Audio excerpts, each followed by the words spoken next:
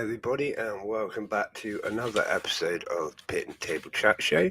Tonight is Season 4, Episode 14, and we've got a fantastic guest joining us. Oh, you might notice the table behind me. I'm currently in the process of dismantling my entire house, so just ignore the hecticness going on. So tonight we've got a fantastic guest. We've got Sarah joining us. And now Sarah's got some really interesting pets, so I've been wanting to get her on to talk to her and share it with you, basically. So let's introduce Sarah.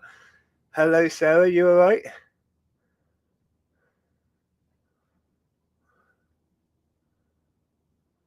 You all right? Can't hear you at the moment, but that might be me. No, I think you're muted somehow.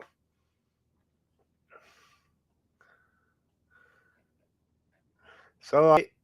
Not an issue. Let's see if I can... Right, you're not muted on my end.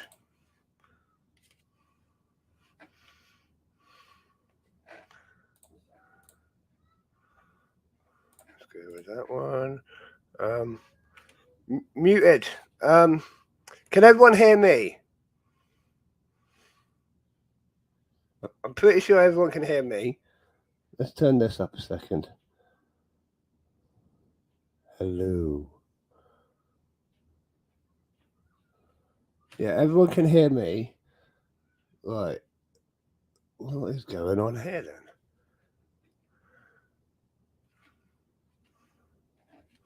One second.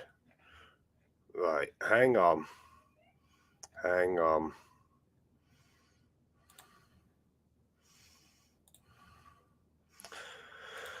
Can't work this one out. Microphone is switched on. Mine's green. And everyone can hear me. You sure you can hear me? I can't hear myself. Normally I can hear myself on the second speaker. How odd.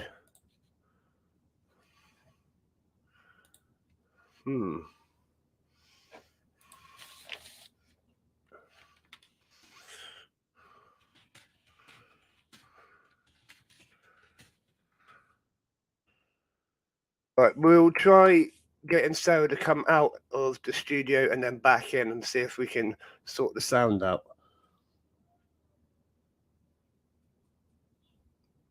But you can hear me, can't you? Yeah, I can hear myself, even though I'm really quiet for some reason. Maybe I should turn myself up a little bit. Let's do that.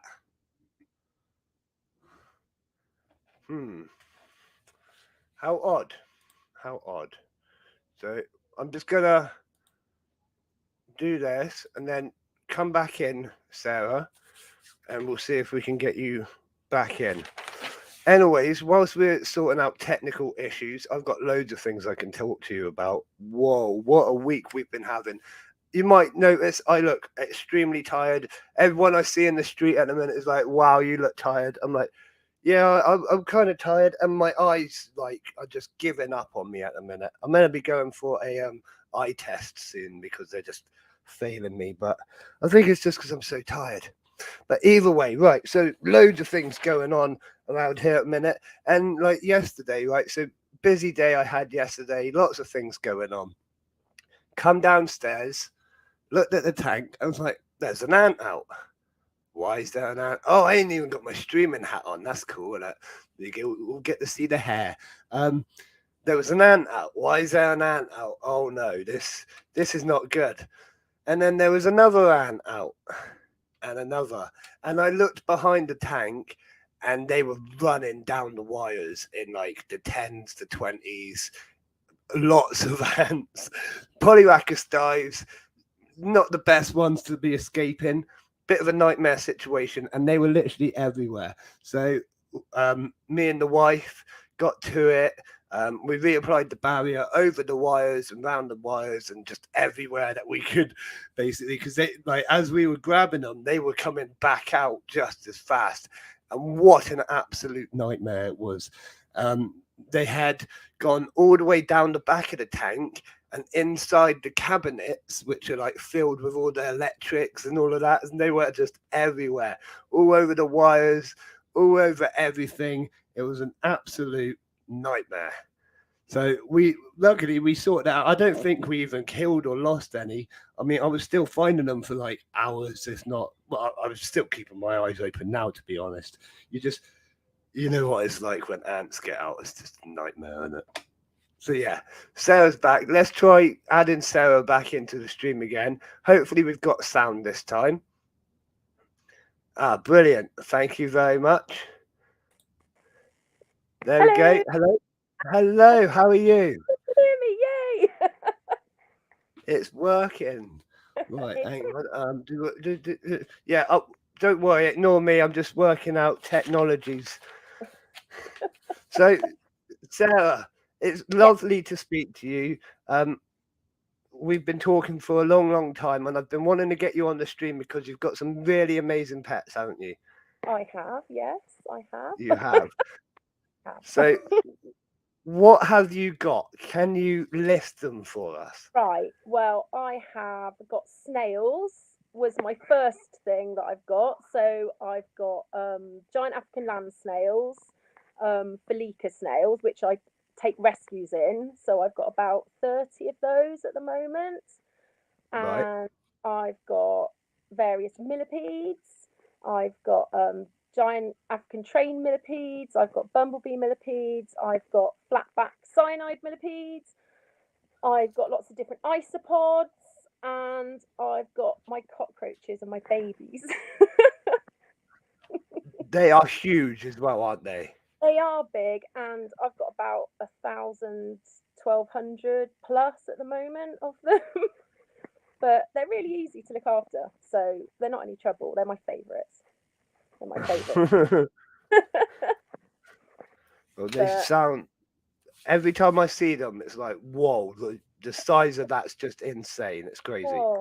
Well, they're really big and they're really strong and they're really noisy because they hiss and they're really clumsy. And I put ornaments in the tank and they push them over and they're quite stupid. I fed them fish flakes the other day because they like a lot of protein. And I accidentally sprinkled some on one of their fake plants and they've never touched it before, but they ate it because they had the flakes on it. So I went in and there's just the plants missing, but it doesn't seem to have upset them. But yeah, and then I've just got some red runner cockroaches as well. But two of those got out the other day because they ran up my arm, and I didn't realise quite how quick they were compared to the hissers. But we got them back. Yeah, really, really fast. And I've heard from everyone that's got them that they're really, really good at escaping. Yeah, mine is sealed in. They're sealed in. It's my bumblebees that get out. My bumblebees are on the and I don't know how because their tank's sealed and the kids go, Mum, there's a bumblebee millipede on the ceiling. And then so they get up the wall somehow, they're on the ceiling and I have to climb on a chair and try and get them down without them dropping on the floor because then they damage. So yeah, we normally catch them, but I don't know how they get out. It's one of those things, like it's like isopods. You can keep them in completely sealed in containers and they'll still find their way between each other. Yeah. And I've got lots of different ones, and I've got isopods, and I've got tanks that actually aren't that secure, and the ones in there never get out. And then I've got the orange isopods that I've got, the giant oranges. I have thousands and thousands of them. We're constantly finding those. They get out everywhere. the way they can, but the dairy cows never get out, and they've got big gaps at the top of their tank, but they've never ever got out. So okay. They're both Porcelio laevis, so they're the same. So I don't know, but the dairy cows never get out. That's weird, isn't it? No idea. I've heard they can be a bit of a nightmare, the dairy cows, and there was one other rubber duckies. Rubber duckies are apparently a bit of a nightmare when they try and escape. They're just everywhere all the time. I don't know about the rubber duckies. I wouldn't let rubber duckies escape. They're really expensive. yeah, I know. That's like fine. The last thing you want doing is them you go and where are they all gone? Oh dear. I've got zebras. I haven't got many fancy ones. I like the cheap and cheerful ones. I got lots of native ones because we've got loads. I think we've got about 80 to 100 different species in the UK. There's a lot in the UK. Yeah, there is. I've got about 5 or 6 of those.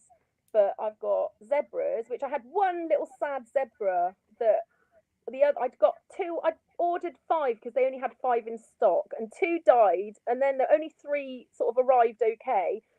And I was like, oh. And 2 of those disappeared or died or something. And this one lovely one, Beetlejuice, she's called, she just rambled around for about, I don't know, nearly a year in the tank with some other ones. And then I found she's had loads of babies. So suddenly she must have had, they can hold on to sperm for like a year or more, I think, like the snails can. So she just had like 15 babies. So now I've got a little colony of those now. Fair enough. But yeah, all my animals breed. They like to breed a lot. I've got, yeah. Yeah, that's not a bad thing. Like, it means you're doing everything right, doesn't it? Oh, yeah. I wish my the only ones I want to breed and haven't are my giant African millipedes. They haven't yet, but they're trickier. Okay. You like recreate the wet and dry season, and they have to have like real deep leaf litter, and they have lots of fun together, but nothing comes of it. I've never seen eggs or anything afterwards. But that would be nice. Yeah. I mean, sometimes you can see they're constantly at it, but it just never happens. I had a pair like that actually. It's very romantic, actually. I thought my partner takes Vicky because I've got all like insect porn on my phone, and it was porn basically. He says, but the millipedes are very nice, whereas the isopods are just a bit. They're not very thoughtful at all. I find I find that isopods are they're relentless when it comes to breeding. Like they're eating, and one will come up behind, and you know what I mean. It's like, whoa! If I did that, I'd get in trouble. Yeah, they go one to another though. Literally, one will walk around and just get onto 4 or 5 in a row. That's why there's so many of them. I've got thousands and thousands. That's it. But the millipedes are a bit more sensitive. Right. So I'm just messing with technology because we've got a bit of a crackle going on. Okay. I don't know. We'll carry on. Okay. So I've got loads of questions here. We're going to carry on. When did you start collecting all these insects, and what made you what got you into it? Well, I first had African land snails about 20 years ago.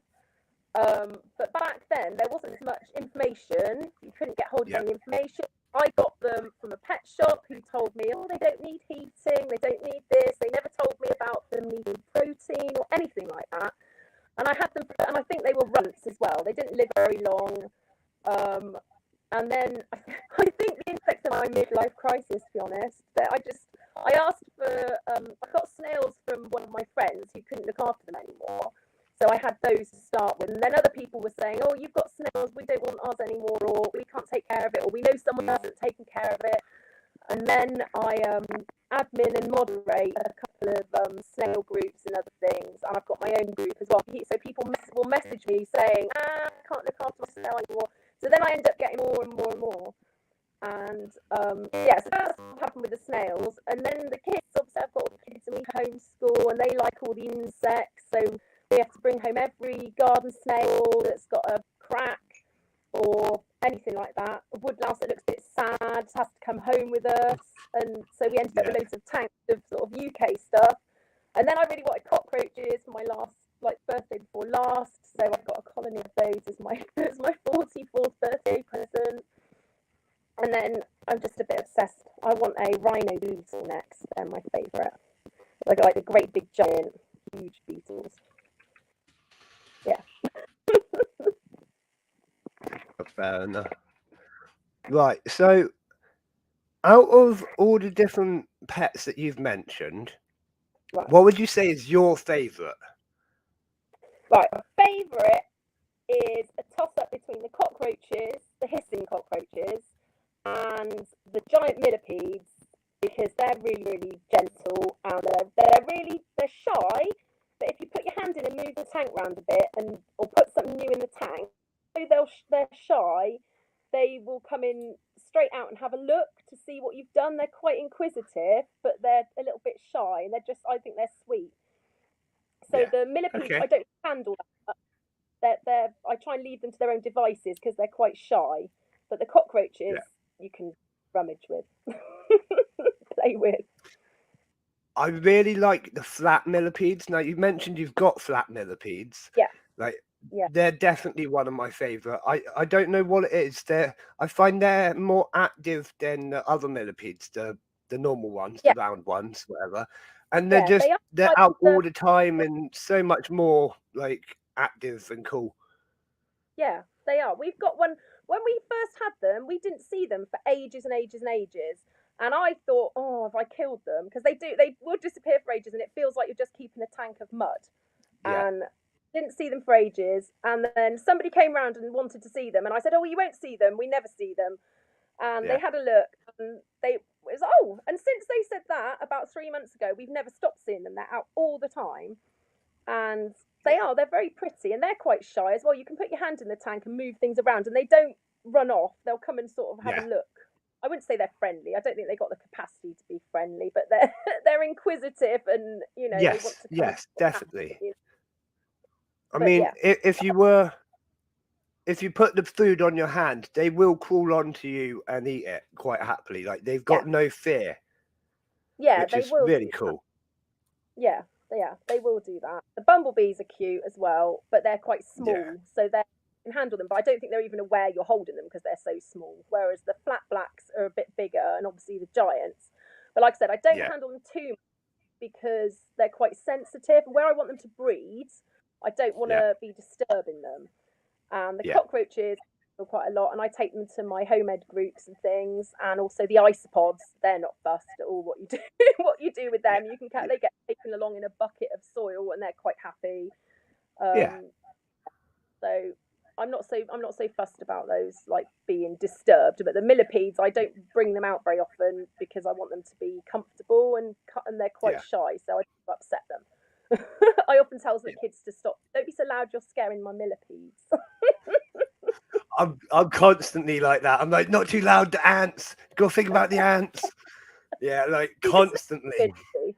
The snails are Um, good for handling for the kids. The kids like getting the snails out, and they're quite gentle and they're slow. They're not going to run off and get lost or anything like that. As long as they're careful and they sort of sit with them over their laps, they're all right. So what do they feel like when they're like on your hand or whatever?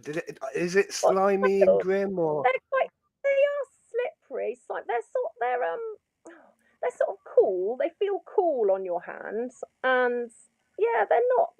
I can't say anything because I really like them, so I'm biased. So I'm not going to say they're horrible. I think they feel nice. They're not as slippery. They're not as slimy as slugs. Slugs have got this kind of like snails. You can have them crawl over your hand, and then obviously wash your hands afterwards. But they're not. They don't leave a horrible residue. But slug right? Yeah, slime is like stringy and mucusy and like horrible. mucus, like And yeah, it is. It's thick and yucky. And lots of people I know really like snails, but they really don't like slugs. I tell Dean he's racist to slugs because he hates slugs, but he likes the snails, but he doesn't like the slugs at all. And I feel a bit sorry for them because I think they're really cute. yeah. They are. So They are cute. talking about the snails, I've got a few questions about snails because it's not something we come across very often. What is Right. like their dietary requirements? How do you house them? How do you stop them escaping? Because they pretty much like just climb everything. Right. Well, giant African land snails are often sold still in pet shops, and you're told you don't need any special requirements for them, and you very much do. And also, every species has a different requirement. So you can't keep them together. They will need different humidities. So, for example, I have Felica, which they tolerate the lowest temperatures. But the thing is, people will say, oh, they can live at room temperature. And they do, but they don't thrive. So because they don't die, people think they're doing well, but they're not. You think they come from Africa. Yeah, They don't, they need the heat. So they they will need sort of 20, mine like about 23 degrees. Everything I have has separate thermostats, heat pads, uh, and I have humidifier, hygrometer, so you can tell the humidity. So they like a lower humidity as well. But then something like an ovum snail, which are the ones that get really big, they need a much sort of higher temperature and higher humidity, and people don't realise that, and they keep them and they say, oh well, they haven't died, but it doesn't mean that they're okay. And they also Yeah. they have dietary. They like the biggest range you can give them, basically, of fruit and veg. Biggest range. They go for rainbow poo, so they've got so they've got every different kind of thing that they need, and also they have quite a high protein requirement. So I give mine protein every week, and obviously also they always need calcium provided as well. Yeah.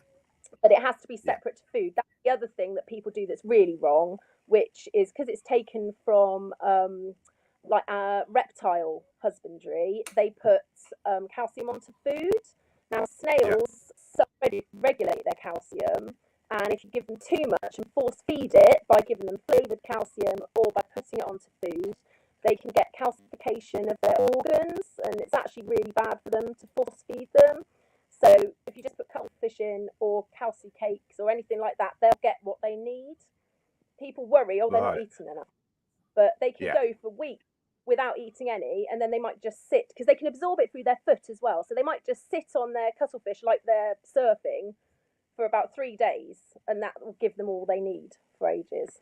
So it has to always be available, but don't force feed it. That's Yeah. that's what I'd say. And anything like that, I'd say join Facebook groups and things like that, because same, I expect you know, anything, if you Google it, you get all sorts of conflicting advice, you get loads of bad advice. If you join sort of big, find out, research the best groups you can find and join them, and you will get the best, most up to date advice, really. That's what I'd say. Yeah. Or join a Yeah. few groups and join and see what you think. You've got to use your own, you know, to see which you think are doing the right thing. Need a bit of common But sense. Yeah. yeah, there are a lot of arguments with different things in the snail world. You will find there's a lot of arguments, but yeah. Yeah, I think it's like that in every hobby. Like everyone's always got different opinions. That's why I always say I'm open to everyone's opinion and everyone's view. You know, no Yeah. one's really wrong. Everyone's got a different way of doing things, and I like to Yeah. learn as much as I can. You know. So, yeah, I'd always say that as long as if you find out something that's a better way of doing it, don't don't discount it because it's not the way you do it. You're only doing Yeah. your animal a disservice if you don't change to do the best by them just because it's what you're used to doing. Lots of people do that. Yeah. No. Completely right. Completely right. So we're gonna go over a few of the other pets that you mentioned, just because they're Okay. the next thing on my list. With the Right. roaches, Yeah. roaches are a little bit uh, squeamish. You know what I mean? Lots of people don't like them, do they? I know. I don't understand it. There I you think go. they're so So cute. you handle them. I You do. love your roaches. I will kiss my hissing cockroach sometimes when normally to like annoy the kids, but I will take them out and talk to them and say, "Oh, what do you want to watch on telly?" And it is normally to annoy the children because they're like, "Oh, mum, don't be so silly." But yeah, I do. They're lovely. They're lovely pets. They're really nice for kids to handle. They're gentle. They look scary, but actually they're not. They're not scary. They don't have any way they can hurt you at all. Yeah. They don't have any way they can hurt you. They've got the males have got the bigger horns and they have little wrestling matches, but actually, although they fight to be the head of the dominant male, Yeah. the one who is the dominant male is simply the one who can hiss loudest. That is it. Okay. So when Okay. he shouts loudest is basically he's the dominant male. So it's all for show. They're not. I like They that. can't. They're gentle, and also they're really good pets for kids because unlike some things, they are indestructible. If you accidentally drop a millipede, it will Yeah. probably die because they're Yeah. really, really. I had an incident on Boxing Day which was so upsetting, where I've got my giants in a sort of a front opening Exoterra, Yeah. and I opened the door without realizing that one of the millipedes was right behind the door, and it fell out, and it would probably have been all right, but it knocked onto something on the way down, And then I thought it still seemed okay, but about 5 days later it died, and I felt Yeah. awful. I felt like the worst person. I was saying, I'm a murderer. I was saying I killed him. I felt awful. So I'm always careful anyway, but I'm extra careful now. But they damage really easily, whereas the cockroaches, you could probably drop them onto a concrete floor from quite high up. I wouldn't suggest it, but you probably could, and they'd be absolutely fine. They're really robust. Yeah. Yeah, you could, even if you could hold them quite hard as a child and not hurt them. So they're a good thing for home edding, to sort of show the kids that they're not Yeah. scary and that they are Yeah. good and they don't hurt them. But They're yeah, also a really important part of the ecosystem as well. You know, absolutely. Their th- tank, out of all my animals, that I've got the most of them, basically, but their tank always smells beautiful. They've got a bioactive tank, and I do have to keep yeah. putting plants in because they do destroy them. They'll keep them for ages, and then I'll just find they're all gone. The millipedes do the same. They'll Yeah. keep them there for ages, then they're all gone. But I have plants on the windowsill to plant in, so they've always got something in there. But their tank, and it's never cleaned out. They've got springtails in there, and they've also got dwarf white isopods in there, because I don't like putting big isopods in there with them, because they can apparently, and I don't know if it's true or not, but I go with it, they can startle the female cockroaches and make them abort their egg sac. So I don't know if that's true or Okay. not. That's a thing. A couple of people have told me that, and I just in case, I don't put big Yeah, just be isopods in there. safe. Yeah. I've round isopods I keep in there, so they don't sort of scare them. But their tank smells beautiful when you open it. They eat a lot of oranges and things, and you open it up, and it just smells like a beautiful forest. It's really nice. So they're really clean. Yeah. And there's like over 1,000 in there in a 4-foot tank, which you wouldn't think. A lot of them stay under the substrate when they're little. But yeah, it smells beautiful. Wow. A lot. Like, the snails are the messiest. They're awful. The snail, they're Yeah. All up the lovely, but glass and everything. they are such hard work. They lay eggs. You have to egg check all the time because they're frightful. The Felica that I have can lay 200 eggs every 3 weeks. And even if they're not in with another one, so think about that. I worked it out once that if I let them all hatch, it would be hundreds of thousands that I had. And you can't, Wow. because snail genetics are the worst, and especially Felica. And nobody should breed snails unless they know what they're doing and they've really researched it. Because the only way you can get Okay. a healthy snail is horrible. I wouldn't breed them myself. You have to hatch. You have to have.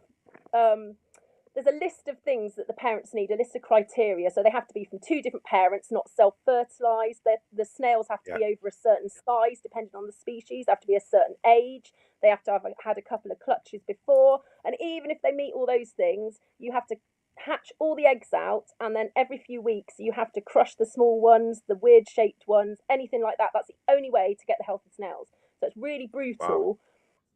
Yeah. And you only get about 10%, if that, from a healthy pairing. So that is a lot Wow. of baby snails to have to crush. If yeah, Yeah. so we suggest you check your tanks, you get rid of any eggs. You can either freeze the eggs, crush the eggs, and feed them back, because they will eat their own eggs. One of mine will actually Okay. eat the other one's eggs without them even being crushed. He'll literally eat them as they're being laid, which is really handy for me because I don't have to look for Yeah. them then.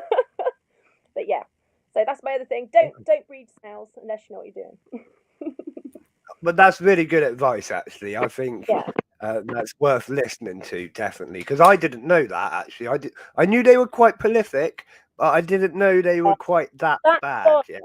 yeah, that's why they're so bad when they get into the ecosystem in places like America. And I think Florida's spent something like, it's something ridiculous, like 80 million or something mad over the years to get rid of them and eradicate them, because the amount they can eat, if you think how many they can have. Now, Felica, they can have that many babies, and within 4 months, they can be old enough to lay eggs. And then each of those 100, 200 can then lay Yeah. 200 every 3 weeks. Think how Yeah. much that's what it does to the crops. That's why they're so strict. And we get a lot of people on the groups who are really like upset that they can't keep them in America, or there's quite a few countries actually that they're banned from. But you can understand why they make such a Right. big Yeah. deal of it, the destruction they can do. Obviously, over here, if you let them out, they will die over winter. So it's awful, but you're not going to cause a crisis to the country. It's awful to the animal if you do that, but it's not going to damage the ecosystem as such. Yeah. But in hot Yeah. countries, yeah, it's really not good. People don't like that. They don't like to hear that, but it's really important. Yeah. No, I always say we're very lucky in the UK because we can pretty much have anything here and not need to worry too much. The Yeah, Americans, like, they've got to be so careful. They've got so many invasive animals over there. They're probably yeah, balanced out with their normal animals. There's just so many. yeah. Yeah. Well, it changes the whole ecosystem, doesn't it? It messes It up does. everything. And it doesn't just mess up, like they're obviously worried about the crops and everything, but it also takes away the food from all the indigenous animals and everything. So Yes. it's a really major thing. And people do release them. One of my friends found four Felica snails when she was out walking. I think I can't remember where she lives. She doesn't live very far from me. And yeah, someone had just dumped them. That was in the springtime. So they would have died. She found that a couple died, but I think she saved a few of them and rescued and looks after them now. But yeah, so someone had just dumped them. It would be kinder to kill them, to be honest, than to dump them out into the countryside when they don't know. A bit sad. But Yeah. it'd be a I bit of a always say as well, like, when they, if they're not from that environment and you throw them out into that environment, when they come across the new predators and things like that, no one knows what's going on. You know what I mean? Like, if oh, a UK yeah, ladybug met like a random African millipede or something, neither of them yeah. recognize each other. It's not great, is it? Yeah, yeah. No, I totally agree with you. I totally agree with you. I always panic that I'm gonna get accidentally let something out. With the like the bumblebee millipedes getting out. Because my neighbour always says to me, because she hates bugs, and she always says they're not going to get over here, are they? And I'm like, no, they won't get over here. It'll be fine. But to be honest, like I said, the only thing that gets out of the bumblebees, which to be fair, in our climate, although it's been hot lately, they need quite high humidity. So Yeah, they desiccate really quickly. So luckily, I normally catch them because they go up on the ceiling and it's really easy to see them. But I have had a couple that have got down on the floor and have desiccated. I mean, they don't get loads out, but I mean, every couple of weeks there's one on the ceiling randomly. But then the other thing that gets out is the isopods, but obviously they're yeah, tropical and they would die over winter. So if any did get out, then I yeah, know they're not going to be a major issue. But I do try my very hardest not to let anything out. So like if when I do the tanks, if I get rid of anything, I will check through the soil to the point, because I hate hurting anything. I will go through the soil with a fine tooth comb to make sure there's nothing in there. But then I freeze it just to be on the safe side before I yeah, dispose of it. yeah. Just safe, because you don't know. But but I am sad. I will You've not got to be kill anything. safe. So yeah. I Yeah, kill. Yeah, oh, I say I tell a lie. I will kill things. I'll kill baby snails if they accidentally hatch. I do do that, because if you miss a yeah. clutch, like I've got one It, snail that would lay eggs that hatch the same day. He'd hold his eggs. They can hold their eggs in until they want to let them out, and he would hold them in until they were ready to hatch, and literally they'd hatch within 24 hours. So if I didn't catch them, they would all hatch, and I'd have to kill them, sadly. wow. But yeah, you have to Okay. crush them well. People put them in the freezer, and it's really cruel. You need to Yeah, instant crush. yeah, because Is it's it's not more it's not brutal. instant. Yeah, no, not in the freezer. Is horrible. You crush the way they tell you to crush anything. Like if you have to put a land snail to sleep, and it's a big one, it's actually a really hard task because their shells are really, really tough, much more tough than you'd Yeah, think. And obviously they're big, they're not going to freeze easily. People say put them in the fridge, put them in alcohol, then put them in the freezer. It doesn't. Putting them in alcohol slows the process down, because alcohol takes longer to freeze. So if you put them in alcohol, it actually slows it down. And although they don't have the yeah, same nervous system as us, they do feel it crystallizing. It can't be pleasant. It's got to be kinder to do it quickly. So we actually suggest that if you have a large snail, and they do get illnesses, they do get problems, they can get bad breaks in their shell that aren't going to heal. Um, Car tire is sadly it's the kindest way to do it. So yeah, it's the only way oh no, to yeah. take it in I one go. mean, it's the same with stick insects. Like when Mm, I've got my stick insects, if I was to keep all of those eggs, hundreds of yeah, thousands everywhere, yeah, you have to do something with them. You have to yeah. you have to It's take if you're control of the responsible. situation. It's part of being responsible as a pet owner, I think, is Yeah, being responsible over that bit. Yeah, definitely. Um, so you mentioned something random to me the other day, right? And I right. don't Oh, think did we've I? talked about it yet. What was that? Let's talk a little bit about these pigeons. started yet. My daughter's here. She doesn't know about it yet. But she's looking at me now. I've offered to help basically raise some pigeons if I don't look at me like that. To raise some squabs. Yes, squabs. Because one of my friends runs a animal sanctuary and they're desperate for people to raise things. So I've offered to. I think they wanted somebody for corvids, for hedgehogs, or for pigeons, and she did message me about pigeons. So I've said, "Oh yeah, I'm up to learn about looking after pigeons." So then I messaged Dean and said, "Dean, we might be having pigeons." So yeah, I like pigeons. They're cute. Another Yeah, why thing that not? most people don't like. I think I like them Yeah, country yeah. dog. I like pigeons. Like you say, lots of people that they can be a bit funny about pigeons, but I think I grew up in the era of catch the pigeon, so as soon as I hear pigeon, I'm brought Oh, back to that, and it's brilliant, you know. and people say they're rats with wings, but I really like rats as well. So Yeah, yeah, it's not an issue. Yeah, I mean, no, my next door neighbor when I was growing up and I was really young, they had like a whole pigeon coop and thousands of pigeons in there, and they weren't an yeah. issue.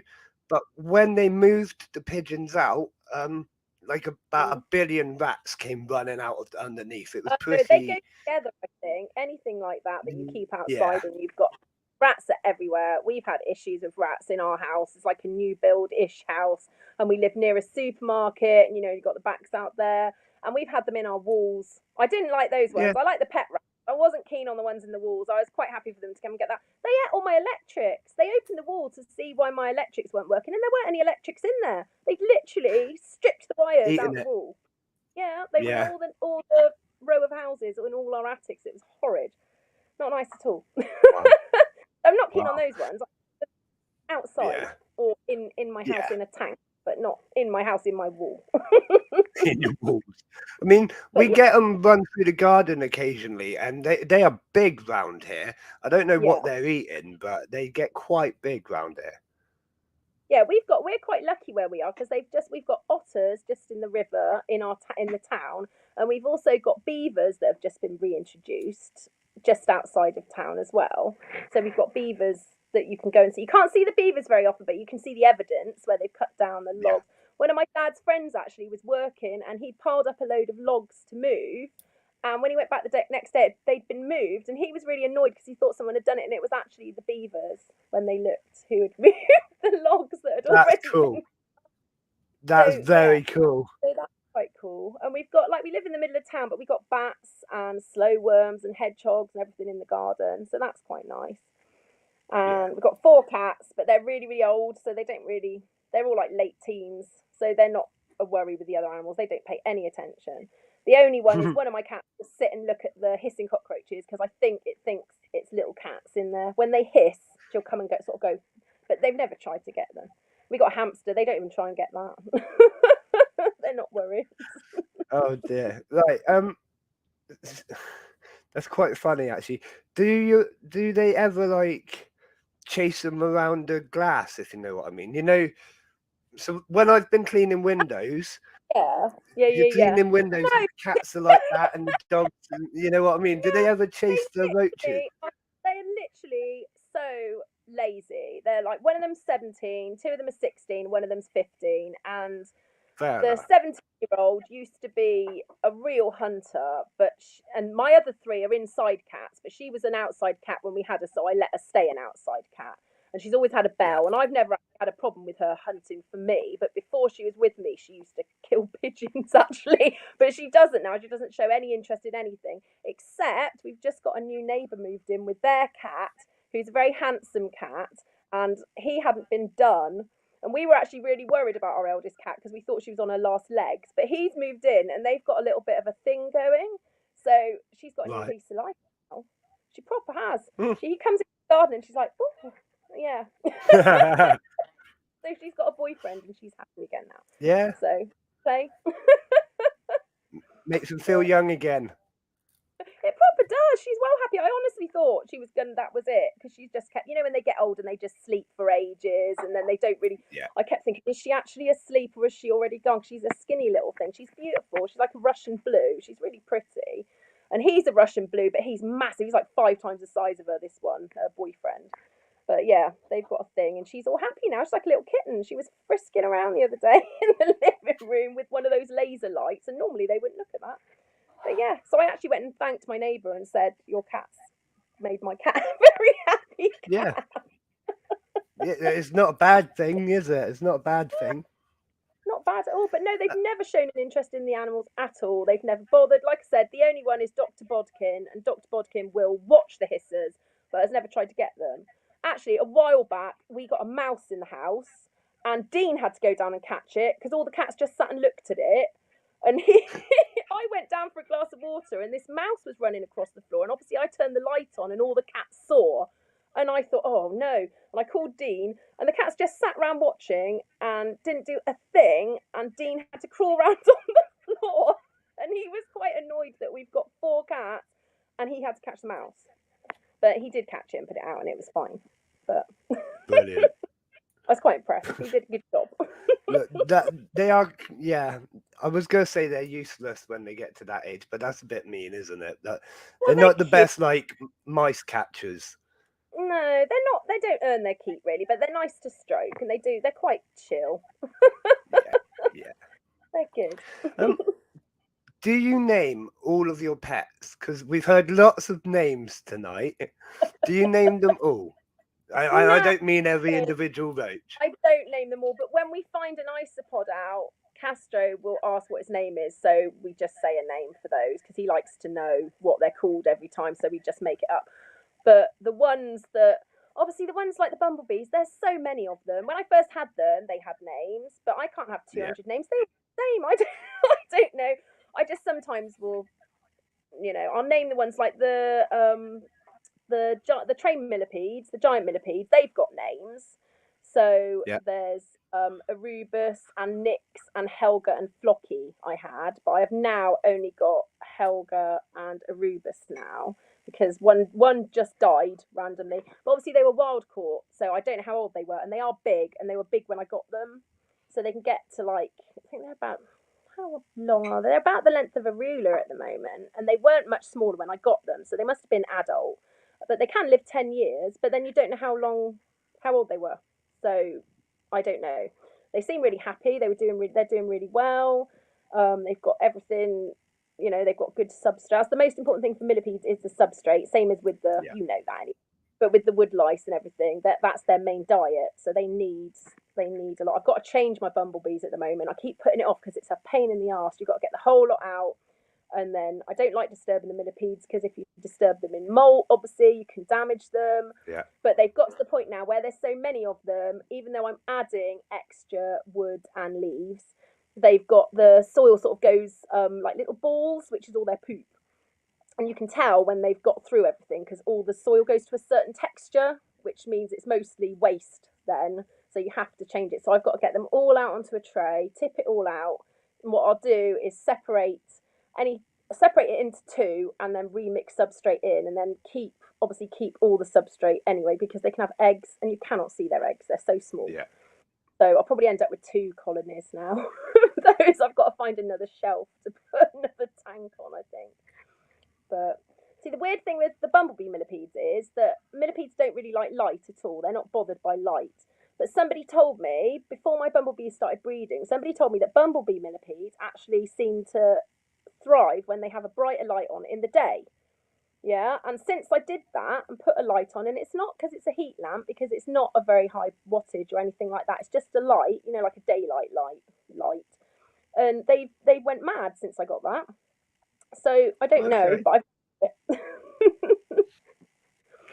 It's one of them things. Sometimes it's just those conditions, isn't it? Just something triggers it. yeah.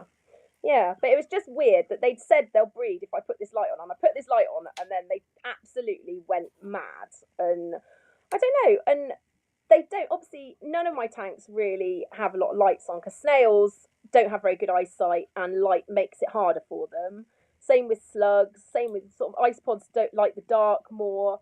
So I have got lights on most of my setups, but I only put them on when I want to see what I'm doing, or if I've got people coming to look at them. I'll put them on so that we can see what we're doing. Obviously, if I'm teaching kids about them, they want to see them, don't they? So I put the lights on, but short periods of time, and they've always got loads of places to hide.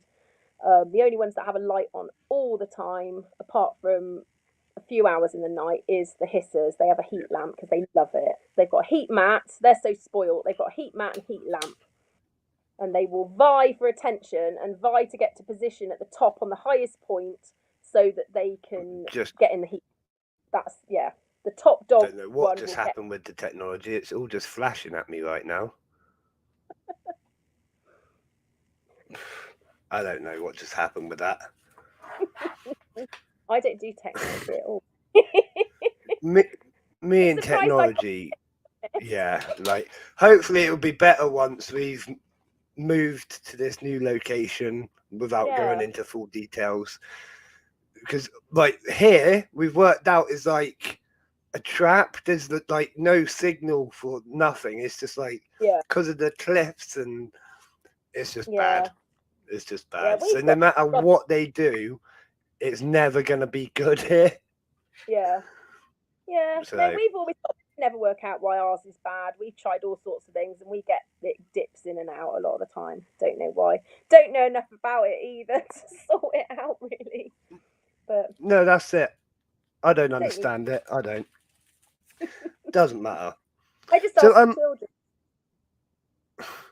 We've got a few more quite actually really interesting questions. Wow. I didn't come up with those. That would be Amy, as always. I like this one. Have you had to make any adjustments over this hot period to your sort of care? Yes, very much. So things like the cockroaches weren't too bad because I just turned the heat lamp off. And to be honest, because a lot of the ones are to the hotter temperature, it's not too bad. But things like my snails, they don't do well when it goes above 24. So at 24, they will go into avestation, which means they'll seal over, they'll burrow, they're not happy, and I know they're not happy. So there's all different ways that you can keep them cool. To be honest, my living room didn't get too hot, so it wasn't too bad. But things like heat rises, so putting them slightly lower in the room. You can get bottles of cool water, keep them in the fridge or the freezer. But if it's the freezer, don't put them right next to the tank, but put them around the tank, and it will just bring that temperature down slightly. I didn't have any major problems. The most problem I had was my giant millipedes, because they've got a lot of ventilation in their tank. But they need quite high humidity, but they also need ventilation. But I don't normally need to spray them that much. I keep their thing in there, and it's normally around 70, 75, and it's fine. And that was dropping overnight, and it's never dropped this low. It dropped right down. I was quite worried actually, to like the 50s. And that's never happened. It normally, and I'd sprayed it really well before I went up to bed because I was worrying about them all. And it literally in the morning when I went to check it, it dropped down so much, and she'd actually burrowed. The guy normally burrows quite a lot anyway, but the female, she likes to stay out a lot and sleeps up on a stick at the top. She'd actually burrowed because I think it had got the humidity had got too much. They're all right. I've checked them; they're all right now. But I was oh my god, they've got too dry, and but I didn't have to. I know lots of people did have problems. I did lose a couple of cockroaches, but that was before it got really, really hot, and I don't know what that was. And then when we had all that heat, I didn't lose any. I don't lose them very often at all, to be honest. But I lost one or two. I don't know why, and they weren't old. Those ones, they were young ones. It just happens. It does happen. I see it as a failure with them because they're my babies. But I lose snails quite a lot because I rescue them. They're runts, a lot of them, which means they're the ones that have got the bad genes. So basically, their genetic material is just crap. They're not built to last. They're just built to give the other snails a chance. So they're not really meant to survive. So although a giant African land snail can live 8 to 10 years, and I had one that was 11, but they tend to, if they're a runt, they can die 6 months, a year, 18 months. That's 18 months is a good age. So I had a group of them who were siblings who all sort of died together because they were the same age, and I think they just reached that point. So that was a bit sad. Like, finding sort of 3 or 4 had died over a sort of few weeks. But yeah, I just put them outside in a flower pot, and then eventually the kids want to make a project with the shells. So yeah, it's better than having to put them to sleep, because that's nasty. It's better that they die. I think I just because they're just awkward. It's not an easy feat to put them to sleep. So if they've just suddenly died, same with any animal, to be honest, it's much better that it would quickly die than suffer, or you've got to be messed about or anything like that. So yeah, so we've got loads of shells to do things with. I've got a garden full of shells. So yeah. Have you ever had a nasty bite from any of your pets? I know most of them don't actually have bites today. Or any kind of bad experience that you want to share? Do you know what? The only experience I had that I don't like stick insects. I didn't know this, but my daughter, Aphrodite, really, really wanted stick insects, and she went on and on and on and on and on. One of my friends had some that she didn't want anymore. Affy had them. She looked after them for 2 or 3 weeks, and then she decided she was scared of them. So there was about 27 of them, and Dean and I, oh my gosh, Dean and I had to look after them, and what a palaver, because what they were in, we had to take the eggs out and everything, because I didn't want the eggs to hatch. So we had them like in this mesh thing, and they're fine when they're in the thing, but when you have to change it all out, I couldn't see them. I was getting so stressed with it. We'd put them in the bath, and we'd take out all this blooming bramble and ivy, and we'd go through it all, and you'd think, I'd be talking to a thing. No, it's just a stick. That's not a stick. But when they move, oh my Lord, they go so fast. Oh, I don't like, and they're all leggy. And I wouldn't hurt them, but we didn't hatch any legs. And when the last one went, I'm not going to say I was sorry. They just treat me. They go so quickly. Yeah. I thought I was quite good with things like that, and I've even got better with spiders. I used to be a bit scared of spiders. I like them, but I don't like handling them, particularly the little ones. Now I've started handling quite big house ones and putting them out, all that. But the stick insects, no, I don't know. They just frighten me. And no, nothing I've got really does. Snails kind of rasp on you with their radula. They've got more teeth than any other animal in the world. So, but they're not very sharp. But isopods can bite you. Someone said their dairy cow bit them the other day. Not so it would hurt. But yeah. I mean, no, they are quite aggressive. Oh no, I did have one that can, but it didn't bite me. I had a woodlouse spider. Woodlouse spider got massive fangs. They're actually quite angry. They will come at you to attack. They will go out their way. And I had one in one of my setups. And because actually I found keeping a predator in the setup seems to make them breed better. That's what I found by chance. That's what seemed to happen, because I had quite a few setups of native isopods, and the ones that I had a few native centipedes or my woodlouse spider and things seemed to breed amazingly well. So I don't know if it was related or if it's just chance, but I have read other people have said that if they've got a perceived threat, they will breed more to counteract it. So I don't know. And they took off a few babies now and then. It's fine. But yeah, I did like him. That's my only spider I've had. He was called Errol Spin. Errol Spin, the spider. I like that. So that makes me think, my tarantula, right? So we were going to let the kids at the workshop name my tarantula. Completely forgot, because it was so hectic. They were just like coming and seeing and going, and it was just too mad to do it. So we didn't. So I've come up with a name myself, because I've kind of been calling him this anyways. Mr. T. Mr. T. So my tarantula is called Mr. T now. That's cute. I've got so many names. For the snails, all got names, and we have so many names, and I forget, to be honest. And a lot of our snails are the same colour morph and are the same size. So at the beginning, I used to mark them all with a Posca pen, which is the only pen that's really safe to mark your snail with, like a chalk pen, non-toxic chalk pen with a little mark. And we had like a key with, like, we had sort of a star on one and a dot on the other one, and then we'd have the key and we'd look on the key to check what name it was and all that. That's gone. The more we've got, that's gone to pot a little bit. So I can't say, I think you're Barabbas, or I think you're Zanzibar Poodle, or I think you're whatever. But I'm 100% sure, but I don't think they mind, to be honest. They don't seem that bothered. The main reason would be to see that they were growing well and all that sort of thing. But to be fair, because most Yeah. of mine are runts, they're not going to do amazingly well. They've not got great genetics. I don't breed them anyway, so it doesn't really matter. As long as they're thriving, I don't fuss with weighing them Yeah. or measuring or anything. But yeah, they are lovely. They cost me loads in veg, mine. They eat for Britain. All of them do.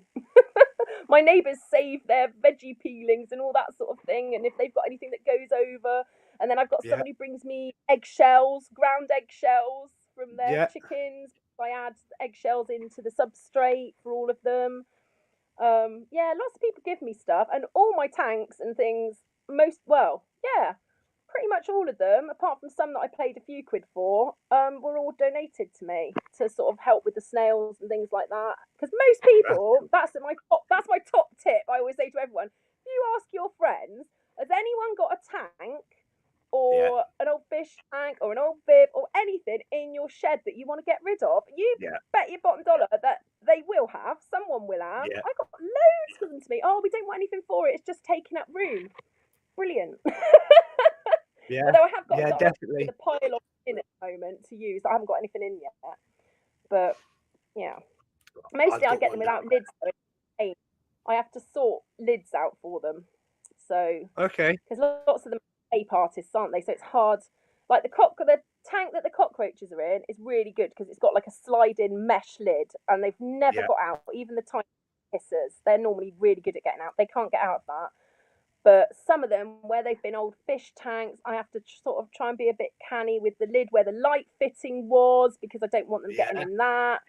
And where it's humid, you try and do it with certain things, and then if you tape it, the tape comes off, and all sorts of things. Yeah. So you have to be a little bit. Lots of them are quite bodge jobs, really, but they suffice. Apart from apparently the bumblebee one, which I still need to have a look at and see how on earth they're getting out, because I don't know. I literally, me and Dean stand there pulling our hair out, going, "Where are they getting out?" Go round the tank. We run our fingers along all the gaps. I've sellotaped round every edge and put microfilm stuff on, like the breathable tape, Yeah. micro tape. No, I they're know still one. getting it. I think I've solved it, and then the kids will go, "Mum, there's one on the No. ceiling," and then it's like back to square one, and I know they haven't been out for ages. So that's my biggest mystery. I think they teleport, to be honest. I can't think of any other way. There's got to be something like something. They're probably on eggs that are hatching somewhere else, and you think they're coming from in your tank, and they're not. I've even looked in other tanks that I've got that have got similar conditions in case they've gotten out and gotten into Yeah. one of those and they've made a little nest and laid some in there. No, not found that. I don't know. It's a mystery. You gotta have mysteries to keep life exciting, though, haven't you? I'll find out one day. Yeah. Yeah. Definitely. Definitely. Yeah. If you could have any pet, I was going to say insect, but we'll say pet because we're going all round. What would it be? Absolutely anything. Oh, well, don't, because I quite like a yak, to be honest. My daughter's after an Yak. albino yak. Yeah. Okay. I think you could probably keep one over here, but that's what we've been. Realistically, giant beetles and things I'm into, but if I could have anything, I quite like an armadillo or a Yeah. yak. Yeah. Armadillos are just really cute. Maybe a raccoon. There's a list. I've got a list of things. I can tell. When they grow up and they reckon they're going to make loads of money and they're going to buy me a little zoo. I can have everything in. So I will have a yak and an armadillo zoo. Yeah. I mean, why else does anyone have kids apart from to get a zoo out of them eventually? Get you yaks, I know. Yeah. I love yaks. So pretty. What? I don't know much about yaks. It's not something I know. know a great deal. I don't think I could probably give very good yak husbandry, but I'm quite keen on them. I also a water bison. You know, like Tank Girl rides. One of those. I'd like to go shopping on that. And we've got like a big artisan market that we have once a month, which no one local goes to the town because it's so. Oh, I'm sure it's lovely and it brings stuff into the town, but some of the people, like there's like a step ladder that someone's left outside and someone will snap it up for £2,000, and that sort Yeah. of market. I would ride my water buffalo down there and get me shopping, get me artisan cheese. That's what I'd like. But I don't think I could afford one. And they're also trying to get me. The kids are trying to get me to get them a turtle, and they reckon they can keep it in the bath. I'm not. Yeah, I'm not going with that at the moment. But they do want a turtle. We got lists. We've all got lists. We'd have to convert the house, I think. I mean, you could turn the house into a zoo and live in a shed. Yeah, that is possible. I did even ask Dean, would it be possible to like proof the house perfectly and just or like have a shed and have it perfectly proofed and have like a cockroach shed that they couldn't get Yeah. out of, and I could just go and sit in it and they could just run around me like in a zoo. But we haven't really got room. We've got a tiny garden as it is, and he quite wants a shed to do man stuff in. I think that would come before pets because I've already took up the living room and like there's a lot of animal stuff everywhere. So I feel like he should get a shed. If we're getting a shed, he can get the shed. So Yeah, I think that's yeah, fair. I think one that's day a fair. cockroach shed, yak, a turtle, water buffalo, possibly armadillo. Yeah, that's my list. I'm Okay. not. Okay. I'm not. That's cool. You've just made me think of something actually really interesting. Now, I can't remember exactly who it was, whether it was a family relation or a family friend or something, but when I was younger, right, we went to visit someone and we went into Yeah. their house and like you go in their front door and then you go into a cage door and then you're in the living room surrounded by snakes.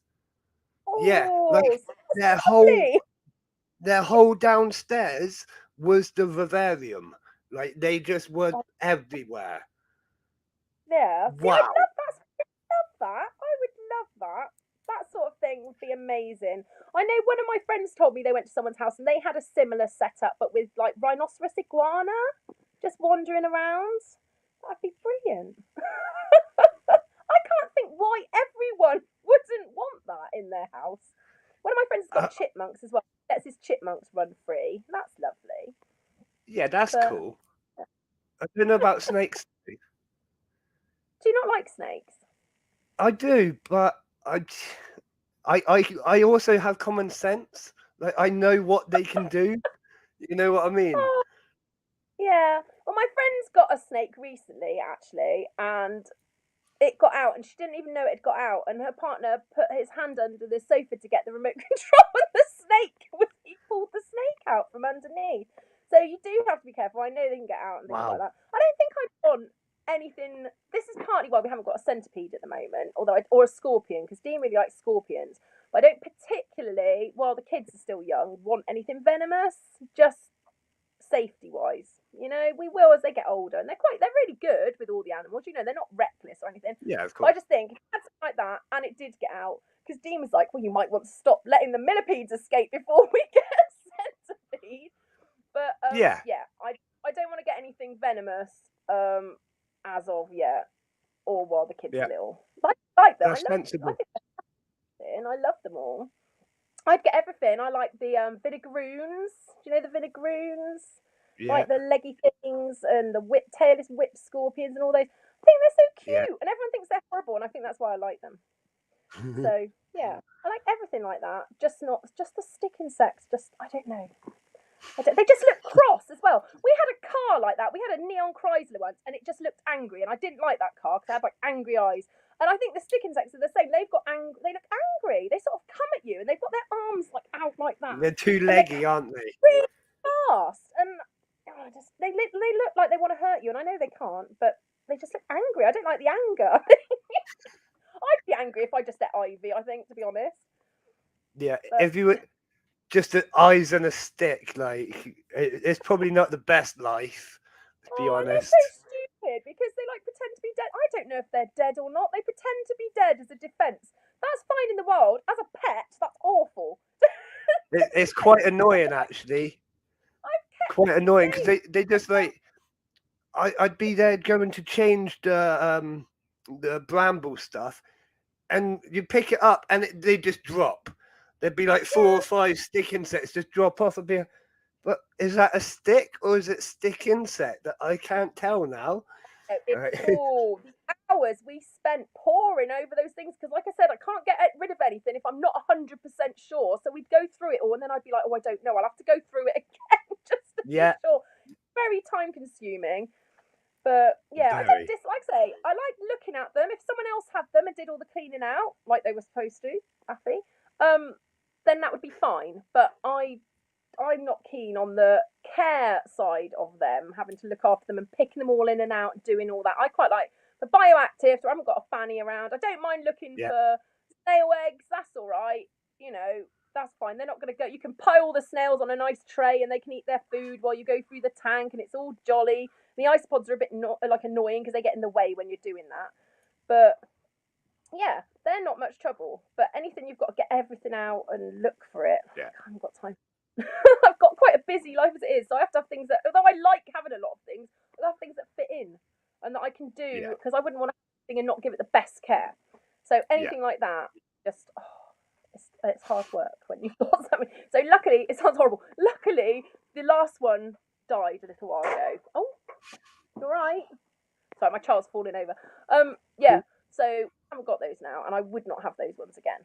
But like I say, I still appreciate them. I still look at them and think, yeah, they're cool, especially when they're big and when they're when they get older, the Indian ones, and their legs sort of go red around the top. Yes. They do look impressive, but I just don't want to have to handle them, chase them. They go up on the ceiling as well. I don't know what it is with them. The bumblebees on the ceiling, the stick insects would climb straight up. If they got out, they'd go up onto the ceiling, and then you've got to get a chair and not lose sight of them while you get in a chair. And, yeah, annoying, but yeah, they can I do like be. Them. Oh, pardon? I was going to say they can be quite annoying. I just noticed. Where's my remote? I should have a. I'm going to have to do it by hand. Wait, 1 second. Why does the light do that? Oh no, it's miles away.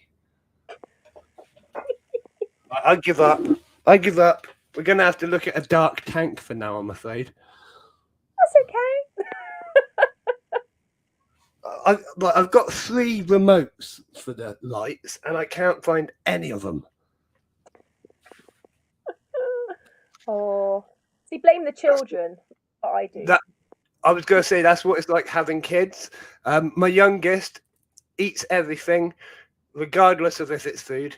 And I'm sure she's probably found it tastes nice, and it's gone.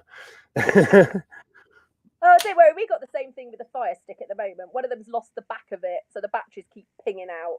And it's like, well, we'll take your Xbox remote until you can find the back of that. But we've given in now because I don't think it's turning up. I think it's gone down. We've got one of those naughty sofas that eats things.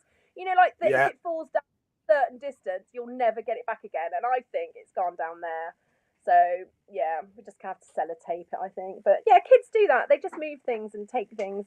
But also, then they're quite handy to blame things on if it's your fault. Yeah. So, I think it's probably the kids. I'm just going to respond to a comment quickly. Katrina, the main light is on a timer plug thing, but the night lights, because they're, like, if I put them on a timer plug thing, they don't actually turn on. You have to have the remote to work it, but the remote has a timer on it, but the kids come in and press the button, which switches it all off, which is really annoying. So occasionally at night time, I have to be like, oh no, all the lights are off, and I have to reset them to the right time and press the timer again. But it should be on the timer.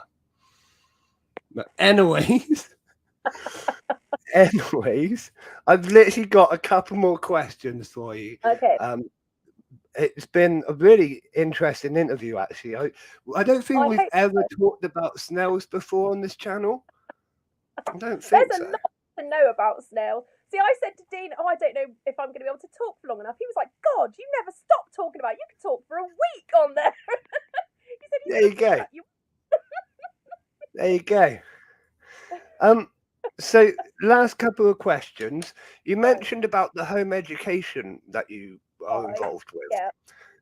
I think it's really cool, and like the stuff you do is fantastic. It's all like interactive and like better than the Yeah. sort of home education I always assumed it would be. You know what I mean? When you think Yeah. home education, I think sit you down at a desk and I'll beat you around the head if you don't listen. Um, I do that too. apparently, it's not like that. Do beat them around the head, but I do. They do sit down and do lots of sit down work as well. I probably a lot of home education people don't do as much of that side of it, but I do both. I do. They do a lot of written work and a lot of written projects and maths and English and stuff. But that tends to be, we do a little lump of that in the morning, and then the rest of the time we try and do as much fun stuff as we can. So we like going to a quarry next week, and we're going on a trip round a quarry and find out how the quarry works.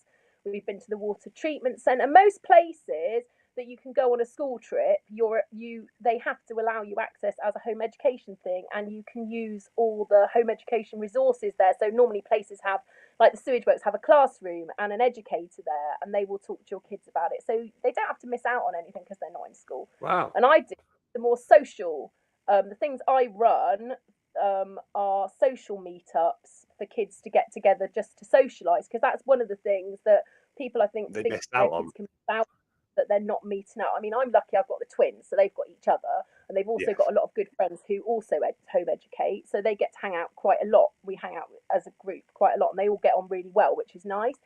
But the social meetups I run, that's what I take the animals to and things, and that'll often bring in the animals. Will often bring because a lot of the kids who come, not all the kids, but a lot of the kids who come are on the spectrum and things, and can be really Yes. shy, or can find it really hard to socialise. And for example, there was a child came the other week and they were very shy, and you could tell they wanted to join in, but they were a little bit hesitant. They hadn't been before. Everyone was not clicky, but they all sort of knew each other and were Yes. chatting, and I think they're a little bit shy. So my girls are quite good with that. So they took their hamster over and said, "Oh, look, do you want to hold my hamster?" and all this sort of thing. And then it was lovely. And they all sat at the table, and he had a hold of the hamster and a stroke of the hamster. And then he went off and then played some games with them and did all that, because they had that in common, that they both cared about the Yeah. animal, So it's nice, and you can educate them a little bit, especially about creepy crawlies that they might be told are horrible, but actually they can learn. I've got someone who actually, well, a few people who've actually had hissing cockroaches from me. This one girl did a presentation to her parents, like a PowerPoint presentation, as to because she'd learned stuff about them, as to why she should be allowed to have them and all this, and Brilliant. they Yeah. they let her have them. So she had Brilliant. some from me, and then people have had some isopods and things from me.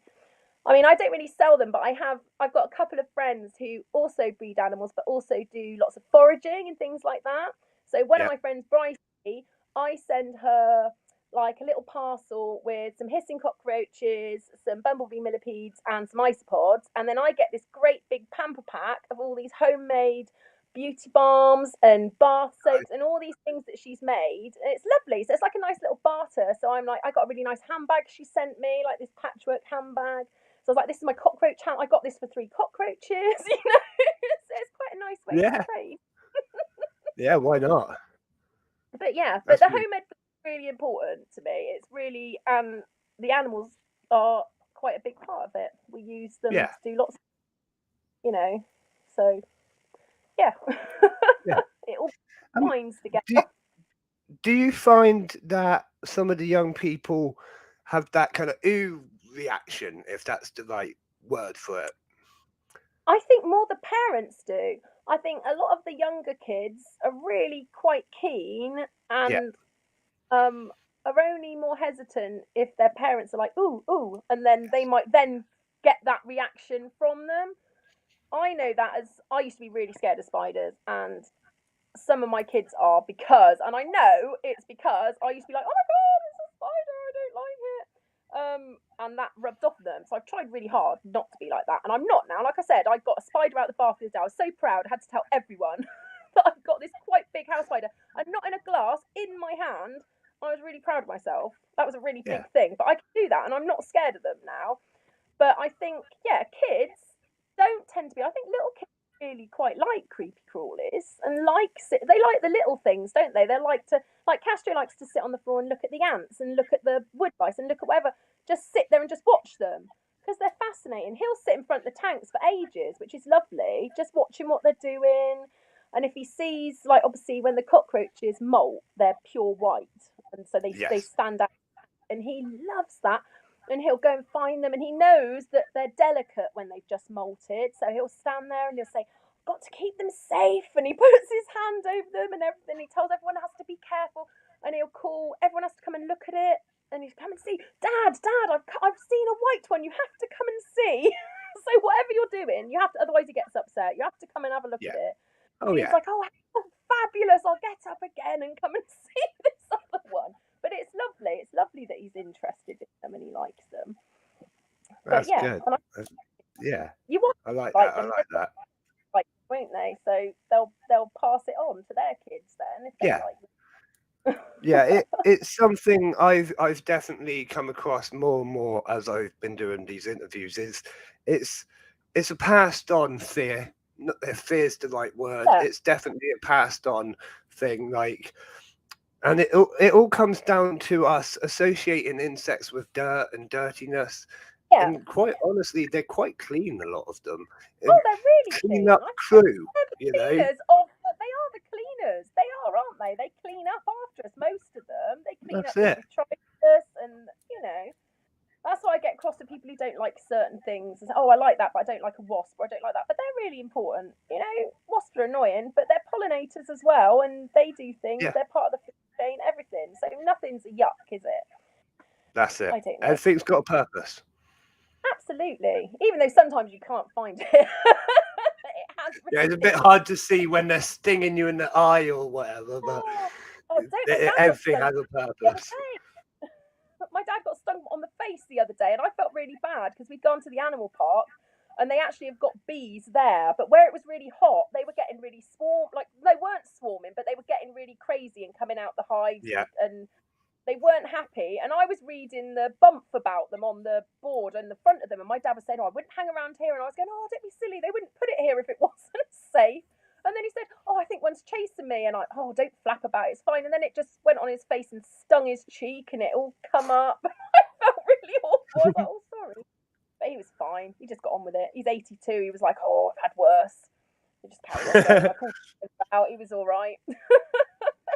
But yeah, I was like, "Oh, sorry." But Trinity, my daughter, will catch bees. She catches them in her hands and will just walk round and then come up to you and go, "Look what I've got," and she opens them and lets them come out. So yeah, they don't seem Yeah. bothered. They Yeah. don't seem to get angry These are or they're much. really friendly, actually. They are very Yeah, friendly insects. Obviously, they only sting when they feel threatened. We all know that, but they are generally actually really friendly. yeah, Especially if you've got some like the ant sugars that I use, the syrup yeah, stuff. These yeah. love that as well.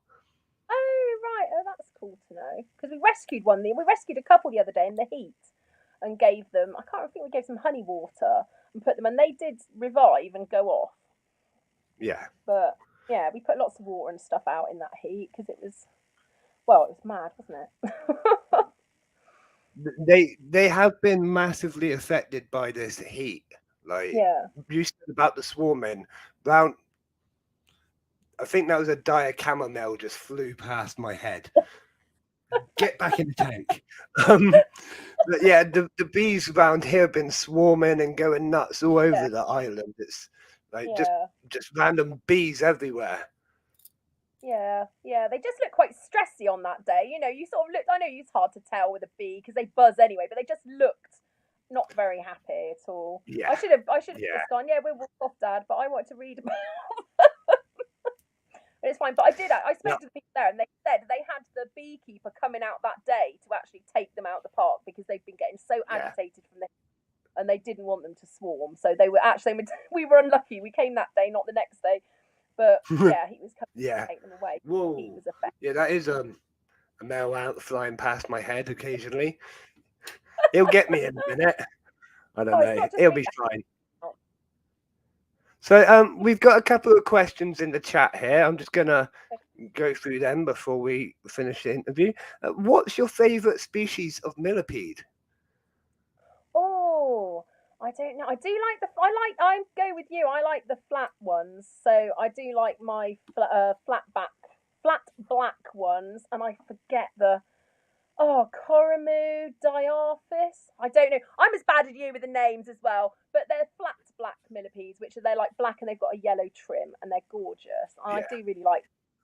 And I do, obviously the giant millipedes as well. I love them all really. But yeah, I like the flat ones. They've got something about them. They're cute.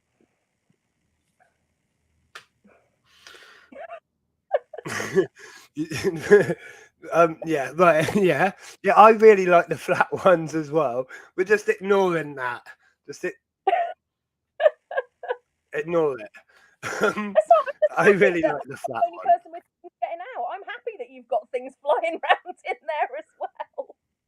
I try to like not worry too much. Oh well, what's the worst that could happen? Well, you can't do much, can you? No, that's it. And these are the males. If it was females, I'd be a little bit more like, I need to do something. But they're males, Yeah. they'll die in a few months. Yeah. Not an issue. And it's not like they're going to find any female Asian bullet ants anywhere to mate with. So it's not going to be an issue. Not there. I'm trying to make sense of the next question. Wondered if the young girl with the PowerPoint first name begins with a G. Does that make sense? No. No. Okay, we won't worry. Pink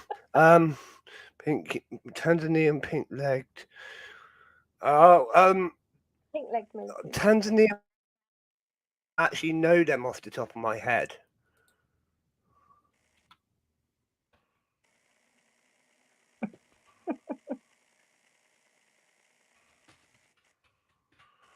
Just looking them up.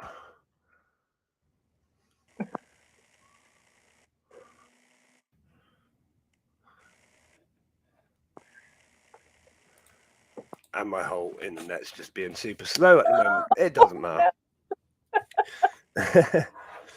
So if there's any more questions, please do ask them now before we end the interview with Sarah. I'm just making sure that I've asked everything as well. And is there anything that you wanted to say, Sarah, before I let you go? No, I think I've said all my things about don't breed your snails. Don't breed your snails unless you know what you're doing. Don't just keep them. How a pet shop says, make sure you do your research because pet shops often give bad advice or, it's not accurate. They might not be doing it maliciously, but they should look into it. You can look into it. There's no excuse now. You've got the internet not to go online, go on groups, find out to your best ability what you can do because you should always try and recreate as much of a natural habitat as you can for them, in my opinion. So that's pretty much it. Do your research, don't be reckless. Try not to let them escape. About it. It happens. Escapes is one of those things. Like I had to explain it to the wife. It's one of those things you're just not going to worry about. If they escape, you'll find them. You can put them back. It's not an issue. Not an issue. That's what I said, and mine aren't toxic. Any of mine really. So I haven't got to worry that way. They're not going to hurt me. Only themselves. Yeah. But yeah. Hey. Brilliant. Well, I'm going to let you go now. Thank you so much for the interview. All right. It's been really, really good. And we'll get you back on again in the future as well to talk more about snails. Oh yes, I can talk for ages about snails. All right, my darling. Bye. Bye. Thank you. Right. That was that. I'm gonna put the 30-second timer on. That's for 30 seconds. I was gonna say for a second, but for 30 seconds. I'm gonna stick on the night light because we need a night light because we're like that. Here we go. 30 seconds.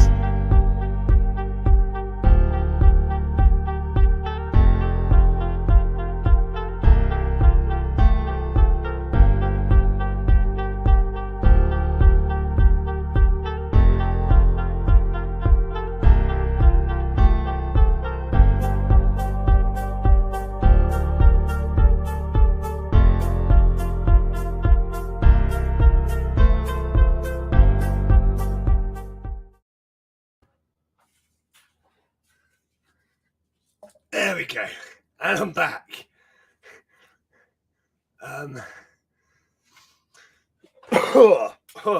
Got out of breath then. Sarah doesn't actually have a channel. She's moderator on a few different Facebook groups. Just catching my breath. If you type in Sarah's Pods into the search bar, that is one of her groups, and now that is one that I'm part of. And I do recommend that you join. She posts loads of pictures and updates very regularly in that group, and it's quite nice being part of it, to be honest. I've always enjoyed being part of it. They're a really great, friendly community, much like ours, you know.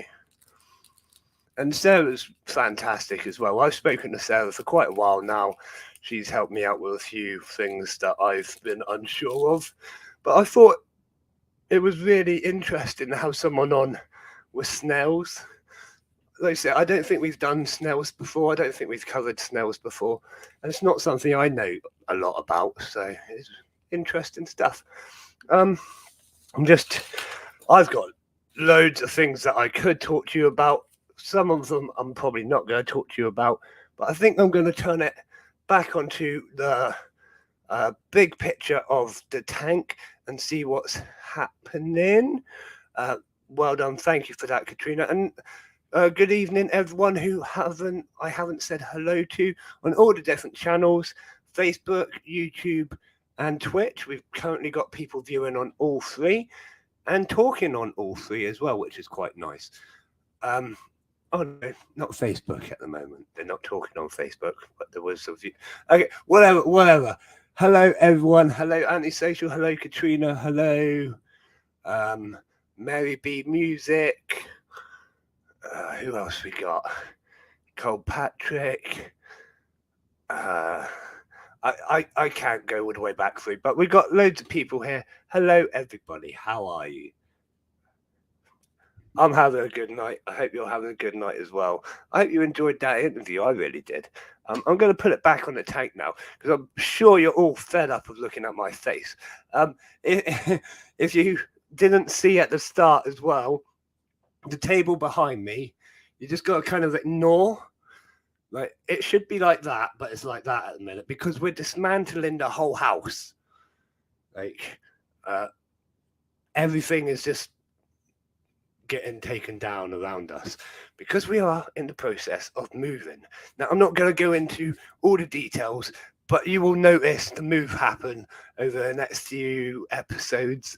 It will just be like, oh, well, that's changed. Or, I don't know, you'll notice something.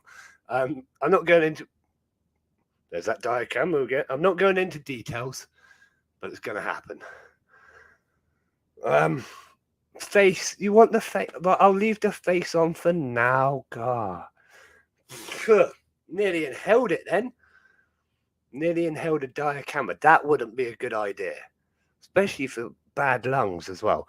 Right, so now you may have noticed there was no live feeding tonight. I say live feeding, we never do live feedings, but there was no pre-show feeding. What was that about? I lost the waxworms, didn't I? And I say I lost the waxworms. I've got a box of 500 waxworms, roughly, right? Big old box of waxworms. I got it out. I put it down next to Manny. I tried feeding Manny a waxworm. He wasn't having it. I put it back in the box. Went and made a cup of tea. Where have I put the box? I cannot find. It's been all day. I cannot find my waxworms anywhere. Anywhere at all, which is really annoying. If I had thought about it, I should have got some stuff out the freezer. I got pinkies and stuff in the freezer. So we're going to do a big pinky feed on Sunday stream. That'll be interesting to watch. Watch them tear apart a pinky.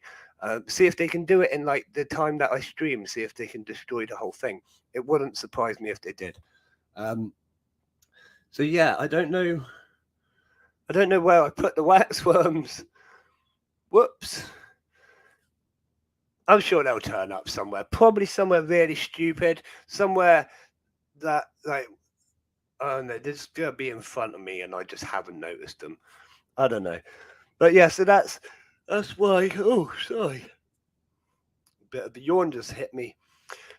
That's why there was no pre-show feeding as such. We just had the pre-show looking at the ants. Whatever. Oh dear, oh dear. So little reminder, we got the prize draw coming up to the last few days.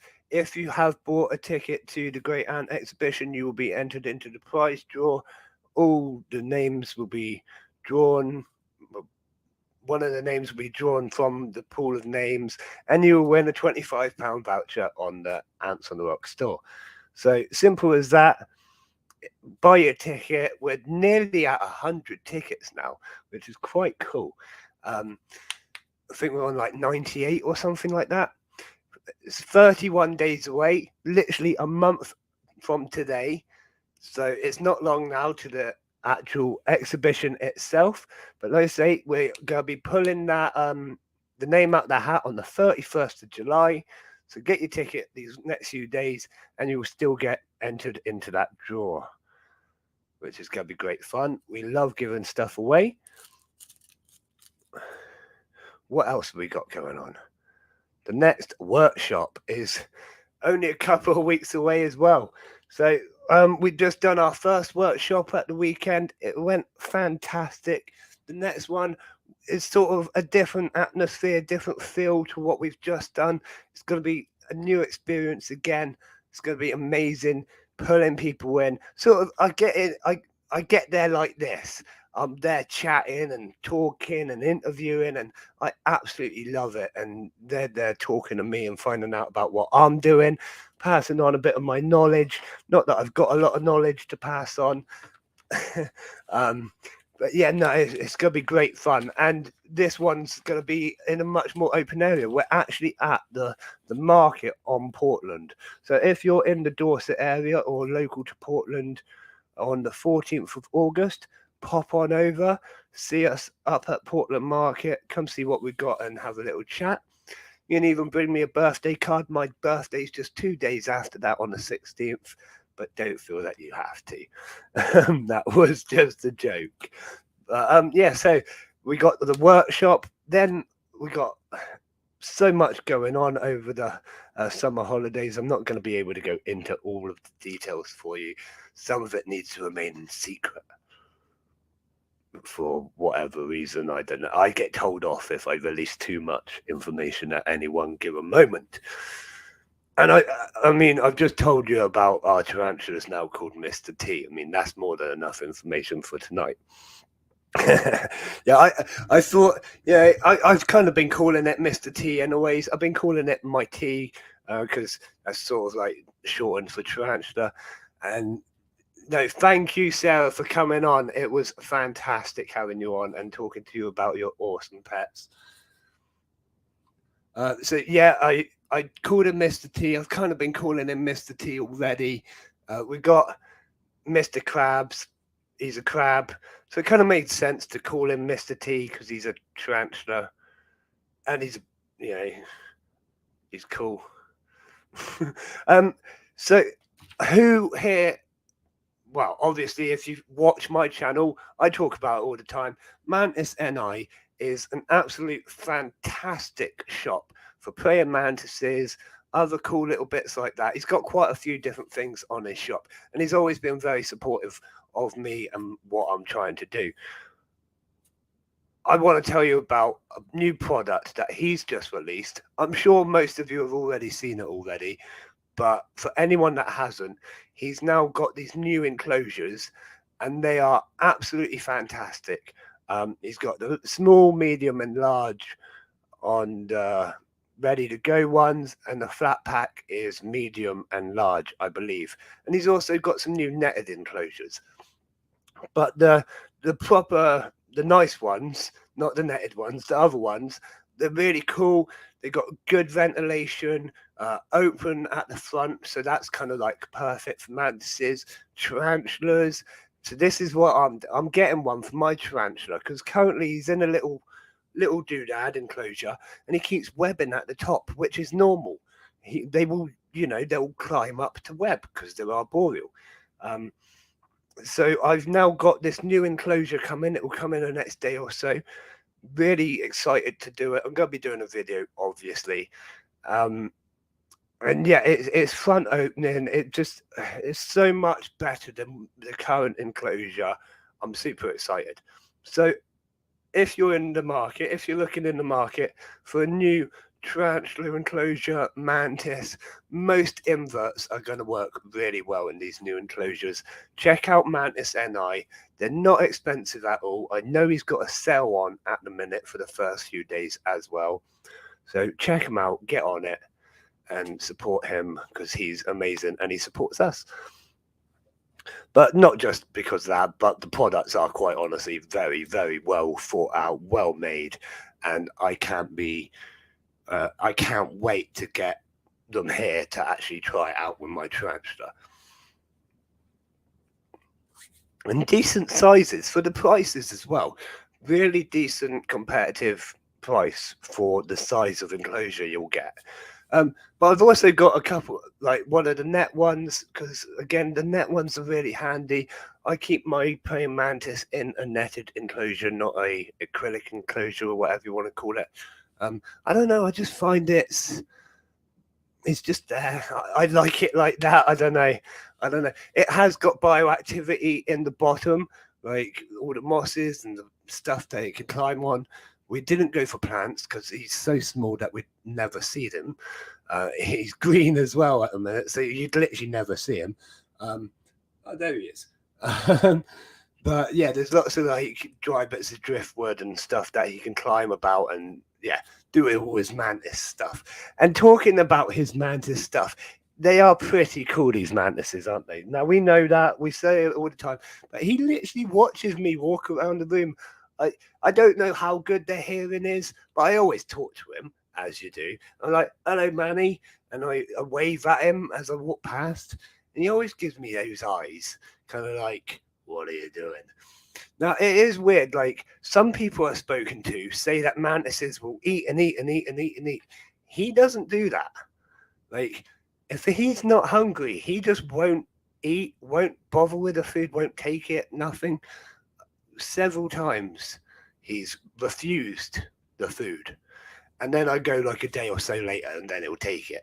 But several times he's just outright refused the food. I can pretty much put it under, like, pretty much touch him with it, and he'll just look at it like, nah. I mean, this morning I was there holding the waxworm in the pair of tweezers, and it was wiggling and doing all the bits that it should be doing. And he was there, Manny was there, and his antenna was touching the waxworm. He just turned around and walked away. Like, okay, you're not really supposed to do that, but okay, if that, whatever, Manny. As long as he's still happy, he's molting well. He hasn't had any mismolts or any issues, so that's the main thing, As long as he's happy, then I'm happy. Everyone's happy.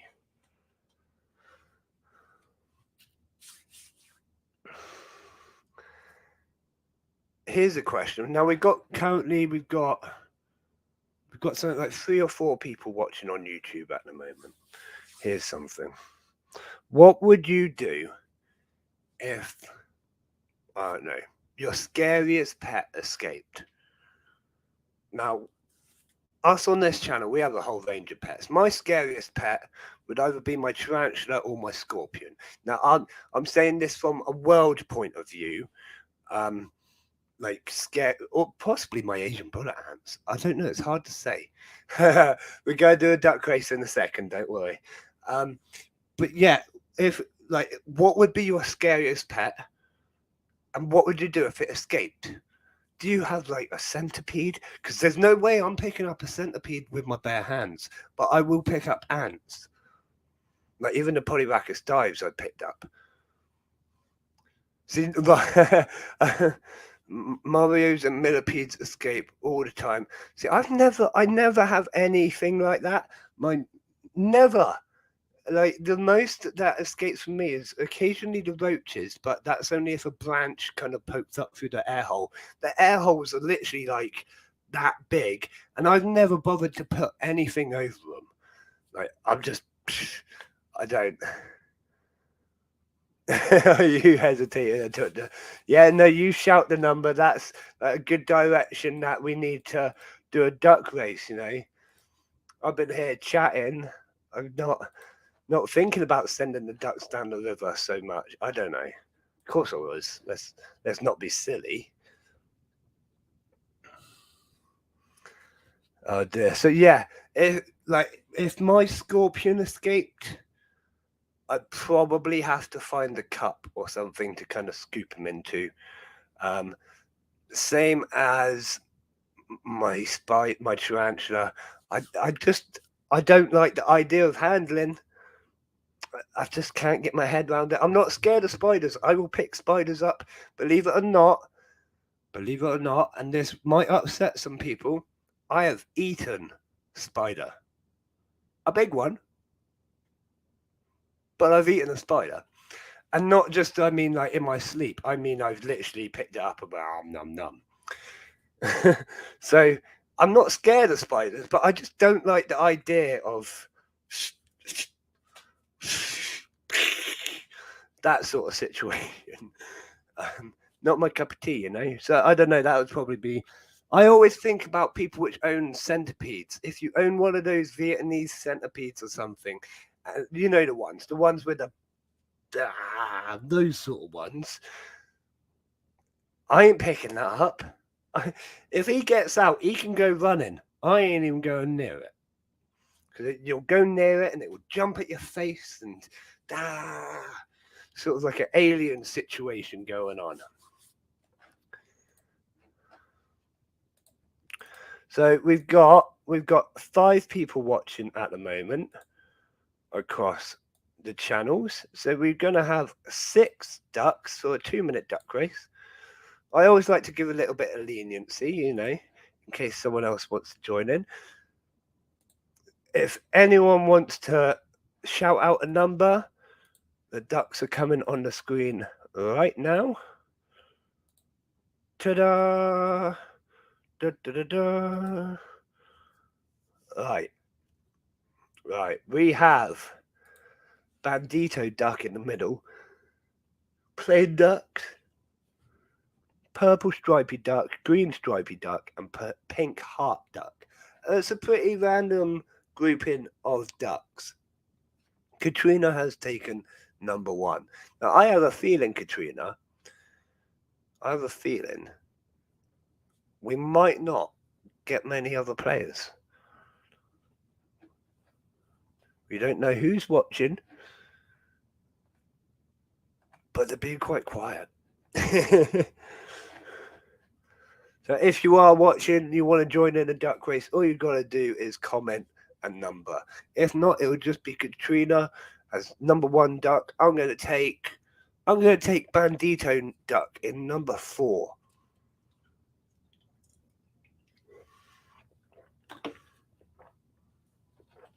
I'm saying Bandito duck because he's got a sword, he's got the mask. I don't know. Whereas everyone, I don't know, Katrina. Like after the interview, it's kind of gone a bit quiet now, which is fair enough. It is getting late. It is 11:15 now here in the UK.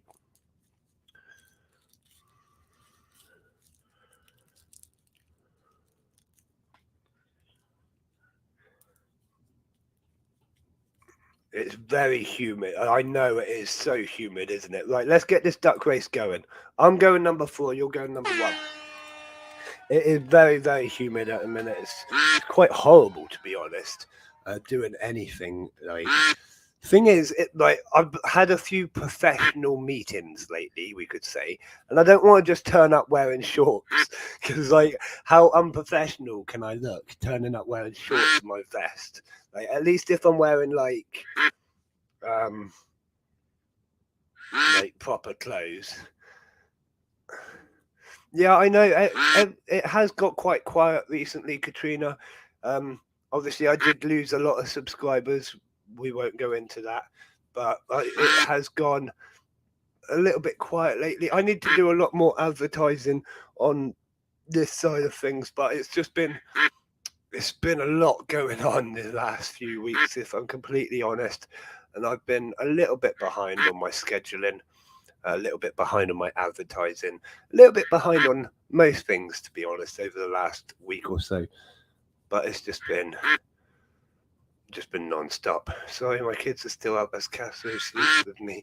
It's all good. My kid, I don't know if Evie's still up. My older two are obviously still asleep. Um,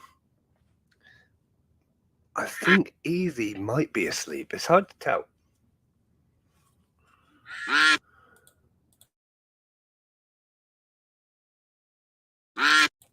The thing about Evie being the way she is when she's tired, she'll go to sleep. When she wakes up, that's when she's awake. So she generally goes to sleep about 11 and wakes up at like 2 in the morning, and that's pretty much it for her.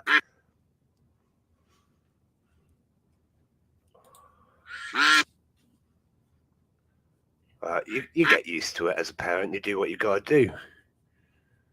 And coming in is number 5, green stripy duck. Well done, that duck. He is a hard-working duck. Let's go back to this for now and see what's going on in the tank.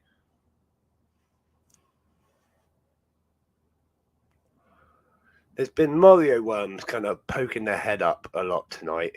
They haven't like fully surfaced. When they do, they soon get chased back into the soil by the Polyrhacus start. There you go. It's the soil, that leaf or whatever it is, right in the middle, just starting to move. Now I'm pretty sure that is a Mario worm underneath, and I don't know why it keeps popping up. Maybe it's hungry. Now, I do normally feed lots of cucumbers and different things like that into it, and I think that like a lot of it gets sustained on that. Obviously, we know that the Mario worms are sustaining quite well because we've got so many beetles all the time. I can take out 10 beetles, the next day there'll be 10 more beetles.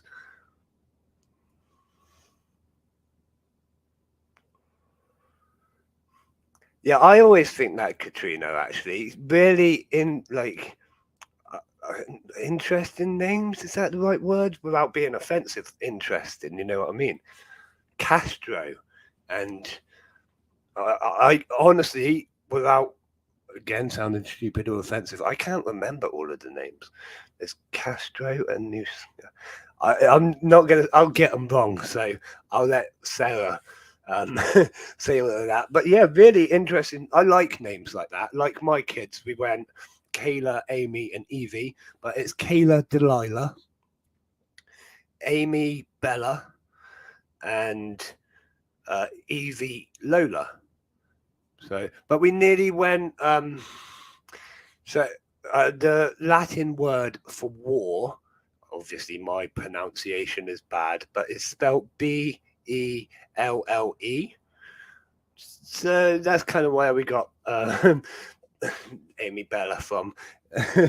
Bless her. Yeah, Aphrodite. Yeah, that's such a cool name. That obviously, was it Greek or Roman? It was the Roman goddess, wasn't it? Roman goddess of love. Is that right? No, that's not right. Someone's going to have to correct me in the thing.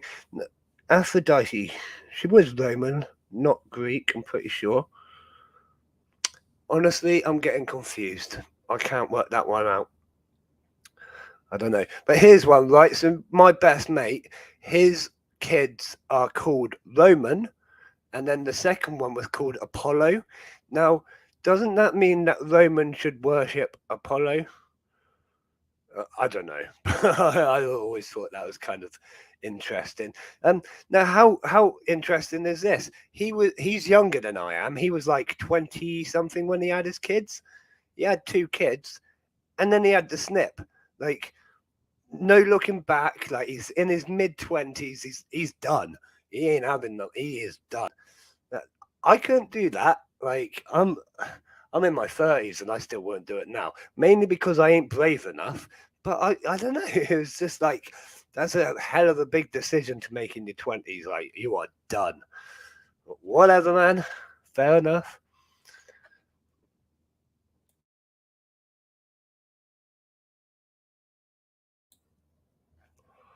I always think kids, like, some kids' names are awful, aren't they? Like, you get kids named after the place where their parents, like, did it. Um, you know what I mean? Some people are just unlucky when it comes to names. I think you've done well there, Sarah. Here's the question. Did you pick the names yourself?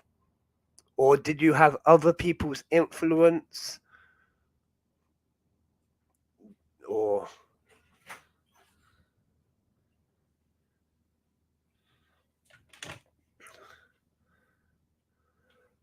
look, earthquake on the camera. No, that's not an earthquake. That was the wife just messing with it. Full names are wanted, fun names, but I've been called pretentious because of it. Really? And yes, your choice. Good. Yeah. See, with Kayla, it was, I think, my wife said Kayla, and I did the middle name. Then I did. Was it the other way? I did Kayla, and she said Delilah, possibly. And then I did the Bella, and she did Amy. It's not normal Amy either. It's Aimee, the French spelling. And then I'm pretty sure I said Evie, and then she said Lola. So we kind of went 50-50 on it all. Me and my wife are really good like that. We split a lot of things like 50-50. We talk about most things. She's a good wifey wife, really, most of the time.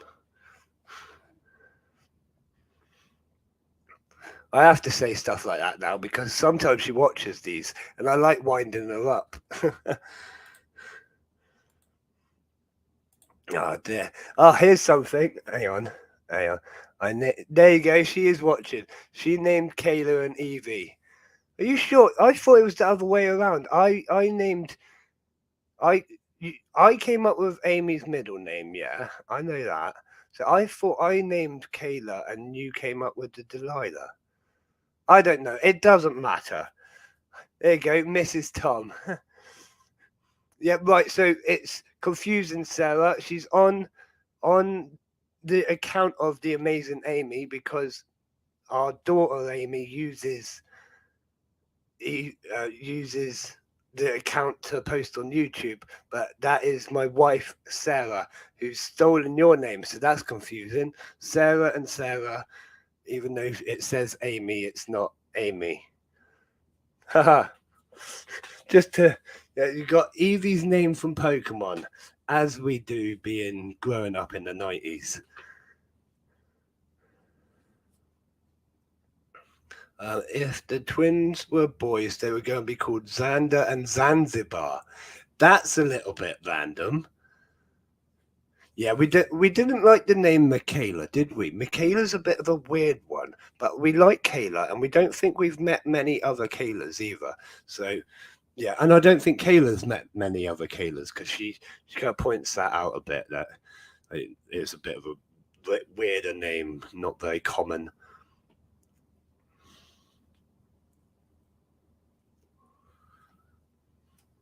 Yeah, we changed the spelling. Yeah, gotta make it our own, don't we? It's like our last name. Our last name. We're the only people in the world with our last name. How cool is that? Because we made it up. I made it up. Actually, it was me. Um, Long old story. I'm not going to go into it now, but I made up my name and they married into it. So now we're all under my name. And it's our little family of our name. No one else has that. And we sound like a place because my last name is double barreled and the second part is hill. I sound like I'm a place. So if I ever get a hill, I'm going to name it after myself.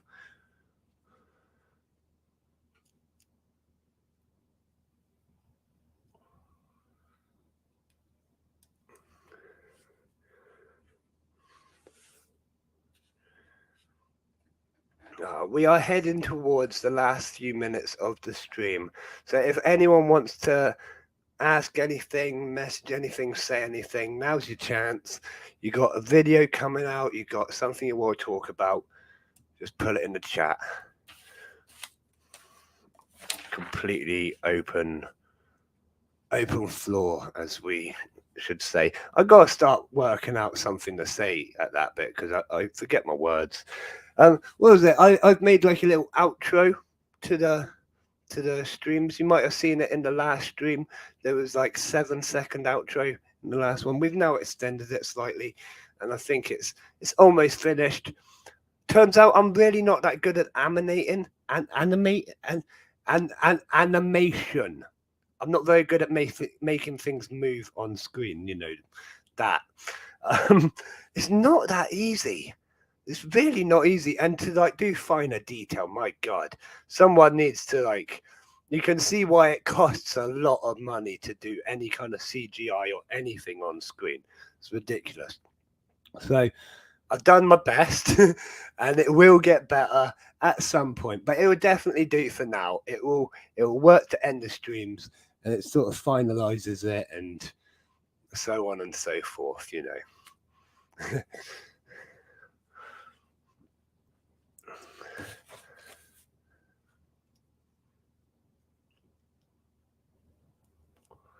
And don't forget, on Sunday, I'm going to be doing a pinky feed. If you don't know what pinkies are, they're baby mice, basically, before they get any of their fluff. They are frozen in my freezer at the moment, right next to all the food and stuff. I'm sure the wife loves it. Nice and yummy. I'm just kind of watching the ground on the camera keeps moving, but nothing's actually popped out yet. So we're going to be doing that on Sunday. We'll probably put in 2 pinkies, cut open their bellies, and just let the ants go nuts. And I reckon, I don't know, they'll probably make a big dent in it in the hour or 2 that we're talking. They are pretty ravenous when it comes to these pinkies as well. Like the isopods and things will also help break down the bones. I literally won't have to touch the skeleton or anything at all. It will completely disappear into the tank, which is really cool and handy. As Sarah mentioned earlier, not my wife Sarah, interview Sarah, the bioactiveness really makes life so much easier. I wouldn't want to be reaching in and grabbing out like leftover guts or whatever. So quite handy having it in a bioactive thing. I probably wouldn't do it in a like an acrylic setup, or you know what I mean, one where there's gonna be leftover residues that I'm gonna have to remove, just because it's a little bit more grim. I don't know. Maybe I'll change my mind. It's a difficult one. But right, I am going to call it a night there. A massive thank you to everyone for watching tonight. It's been really fantastic. It's been a great interview as well with Sarah. I really feel like I've learned a fair bit about snails and just the general everything that Sarah's got. She's got a great little collection there. The red runner roaches, I'm so interested in red runners. We should have covered them a little bit more, but we'll get her back on the stream another time, I'm sure, and we'll go into more detail on things like that. So, there's a few other things I was meant to talk about, completely forgot, doesn't matter at all. We'll cover them on Sunday as well. If you need me for anything, obviously send me a message anytime on any of the social medias. You can get me pretty much anywhere, pretty much most of the time. My brain's just going fuzzy now. No, it's all gone. I'm going to say a massive thank you to my Patreon supporters then, Katrina, Stacey, and Jason. You're all absolutely fantastic. You know that I say it every stream, but you are.